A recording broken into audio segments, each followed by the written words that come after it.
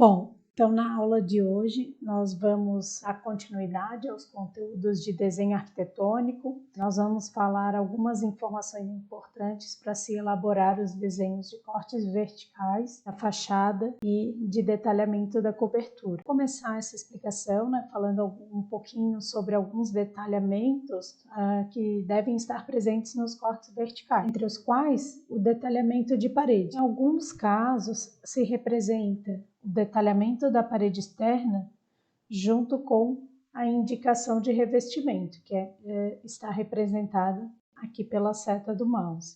Então, às vezes se faz uma linha dupla na parte externa da parede, se representar o revestimento externo. No caso das paredes internas, não se tem necessidade de fazer esse detalhamento, então se representa as paredes por linha simples. Lembrando que, assim como no desenho da planta baixa, as linhas das layers da parede, elas possuem espessura maior que as demais linhas de outros componentes do desenho arquitetônico, porque as linhas de paredes normalmente elas possuem destaque no desenho arquitetônico por se caracterizar delimitações pelo fato dos planos de corte passarem rentes às paredes ou de forma transversal à parede. Aqui eu tenho um exemplo de representação corte lateral de uma porta, no exemplo aqui é uma porta interna, e reparem, a linha que é representativa da porta, ela possui uma espessura de linha menor que a layer do elemento estrutural que sustenta essa porta e que está acima dela. Além de se atentar às espessuras de linha e aos detalhamentos dos elementos de parede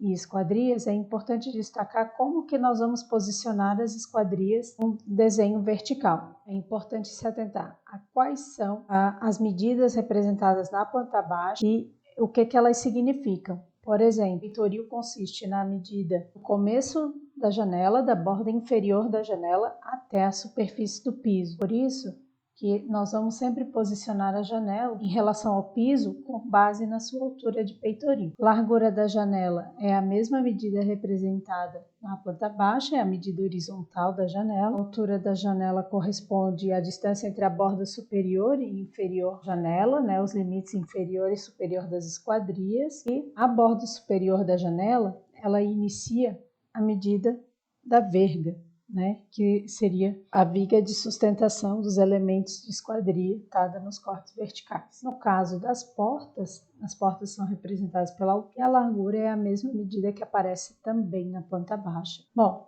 quanto aos detalhamentos de fundação, normalmente nos cortes verticais não se representam todos os elementos estruturais da fundação, se representam somente as vigas da fundação, o solo e o contrapiso, que seria a laje de concreto do nível do solo até o piso interno da edificação. Como eu já falei anteriormente, se a parede for externa ou se deseja se representar um revestimento especial na parede, nós representamos uma linha dupla nas paredes externas a fim de caracterizar o revestimento. Caso contrário, nós representamos somente as linhas de parede com uma layer mais espessa que os demais elementos. Aqui tem algumas informações sobre alguns detalhamentos que aparecem nos cortes verticais. A maior parte dos detalhamentos existentes nos cortes verticais, principalmente no corte que é paralelo à fachada principal, referem-se à estrutura do telhado. Então, dos elementos 1 até o elemento 14 são todos elementos estruturais de telhado. Caso nós temos uma estrutura de telhado em treliça e quando nós temos uma estrutura de telhado em treliça, nós temos todos os elementos listados aqui nesse slide. Principalmente os tirantes, o pendural, a escora, que compõe a tesoura do telhado de treliça, assim como as ripas e os caibros, que fazem parte da trama do telhado. E temos que representar também os elementos de apoio do tirante do telhado, o tirante que é o elemento que vai determinar o vão do telhado, E esses elementos de apoio do tirante do telhado são compostos pelo forro do telhado e pelo tarugamento do telhado. O que mais que nós temos aqui de interessante? A representação dos beirais do telhado. A representação dos beirais ela é interessante porque o beiral também faz parte da determinação da medida do vão, que vai me informar qual que é a inclinação do telhado. Além disso, é a partir do desenho dos beirais do telhado que nós fazemos também o projeto de drenagem e de águas pluviais. Nós representamos alguns elementos de fundação, no caso aqui na lista de itens sugeridos foi informados pilaretes de tijolo. Então, no caso, ele representou uma fundação externa. Piso e contrapiso são representados sempre nos cortes verticais. Vigas, vergas, elementos estruturais de teto. Um dos elementos que são mais detalhados nos cortes verticais responde aos elementos de telhado. Nem sempre nós representamos toda a superfície do telhado, uma parte da superfície do telhado é representada na planta de locação, que normalmente vem acompanhada da planta de cobertura, que vai ser objeto de estudo da nossa próxima aula. E nos cortes verticais nós normalmente representamos a estrutura, tá? Isso não impede de ficar quais são os elementos de superfície de telhado, uma vez que esses elementos são representados também nas fachadas, de certo modo. Então, entre esses elementos de superfície do telhado, quais que nós podemos identificar? Nós temos as águas que correspondem à superfície do telhado em si. Em alguns casos, essas águas recebem nomes diferentes, que elas recebem nome de tacaniças. Tacaniças nada mais são do que as águas em formas triangulares. Beiral do telhado é a parte que fica para fora e corresponde às bordas do telhado. O vértice é o ponto de encontro da linha de cumieira. O que é a cumieira, em primeiro lugar? A cumieira é o topo do telhado. Então, toda vez que tem um ponto de encontro da linha de cumieira com o espigão que seria um caminho para escoamento de água, nós temos na superfície do telhado que nós chamamos de vértice. Existe um tipo específico de espigão que é chamado de rincão. O que seria o rincão? O rincão é o que é aquela aresta inclinada formada pelo encontro entre duas águas de telhado, sendo um captador de água. Por isso que o rincão ele é popularmente conhecido como água furtada. E, por fim, como elementos de telhado, nós temos os rufos. O que são os rufos? Os rufos eles são uma linha de intersecção entre uma superfície plana vertical e com a cobertura do telhado. Bom, aqui nós temos um exemplo de detalhamento da estrutura do telhado em treliça. Nós normalmente mostramos a estrutura do telhado em treliça porque ela é uma forma mais completa. As demais formas de estrutura de telhado elas são mais simples, portanto tem menos elementos. Aqui nós temos um exemplo bom de como que é composta a estrutura do telhado. O telhado ele é dividido, na verdade, em 3 camadas, na parte estrutural, na parte da trama e na parte da cobertura, na parte das telhas. A estrutura da trama ela vai depender do formato das telhas. A escolha das telhas, na verdade, vai depender da estrutura adotada. Portanto, cada elemento tem uma relação direta entre si. Primeiro se pensa na estrutura, depois de decidida a estrutura se escolhem as telhas, depois de decididas quais são as telhas, você vai elaborar o projeto da trama, vai compor a trama do telhado. Só que ao decidir a estrutura, vai ser também pensada qual que vai ser a inclinação desse telhado. Dependendo da inclinação, você vai poder usar determinado tipo de telha ou não. Aqui tem um outro desenho, com detalhamento dos elementos de estrutura do telhado. E tem mais alguma informaçãozinha sobre a trama, como eu já falei, depende das características das telhas. E aqui eu tenho outros modelos de estruturas de apoio dos telhados. O que nós temos mostrado tem sido sempre a treliça, que é o tipo de estrutura mais complexa, mas é um dos mais utilizados por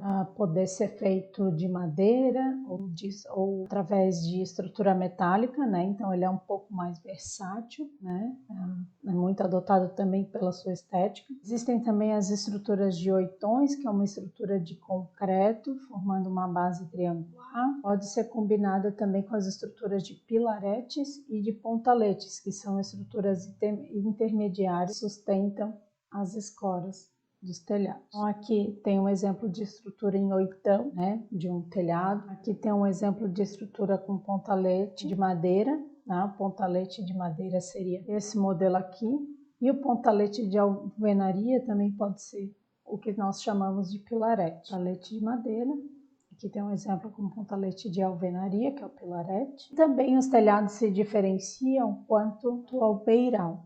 É possível ter um beiral ripa dupla, ou sarrafo, que é um tipo de telhado com uns caibros aparentes, né? Existe um tipo de telhado com beiral revestido, e é um tipo que se costuma utilizar para se apoiar calhas, para se aplicar o projeto de drenagem e de águas pluviais, assim como também costuma fazer no beiral em laje de concreto armado, né? Beiral revestido com laje de concreto armado. Existe uma outra forma de beiral revestido, que é quando o revestimento é fixado numa trama de caibros e sarrafo. A largura dos beirais ela costuma variar, né, entre 40 centímetros a 1 metro.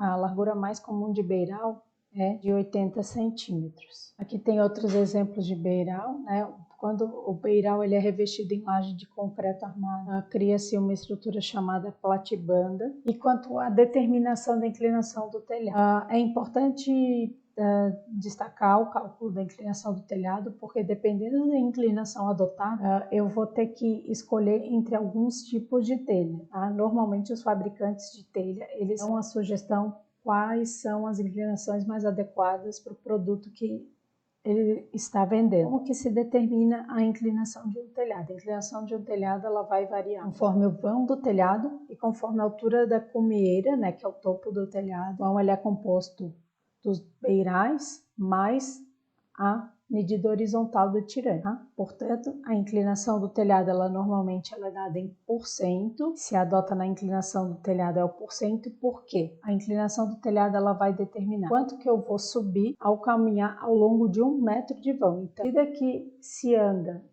1 metro de vão do meu telhado na horizontal, né, quanto que o telhado sobe na vertical. Essa proporção ela vai determinar a inclinação do telhado, que é dada em % normalmente. Tá? É possível determinar essa inclinação em graus? Sim. Aí nesse caso vai ser o arco tangente da proporção apresentada pela igualdade. Então aqui tem um exemplo, né, que se o telhado ele tem 40% de inclinação, para cada 100 centímetros na horizontal, o telhado vai subir 40. Aqui tem alguns modelos de telhas sugeridos para determinadas e com as suas respectivas inclinações de telhado, né? Portanto, quais são as inclinações adequadas para cada tipo de telha? Telha de cerâmica americana, que é um dos modelos de telha mais utilizados aqui no Brasil, normalmente o telhado ele possui inclinação de 36% para se aplicar esse tipo de telha. Telha francesa, que aí já é um tipo de telhas um pouco mais antigas, a inclinação dos telhados vai variar entre 25% a 45%. Telhas de fibrocimento e de alumínios, elas são utilizadas em coberturas em que não se tem muita inclinação, quase horizontal.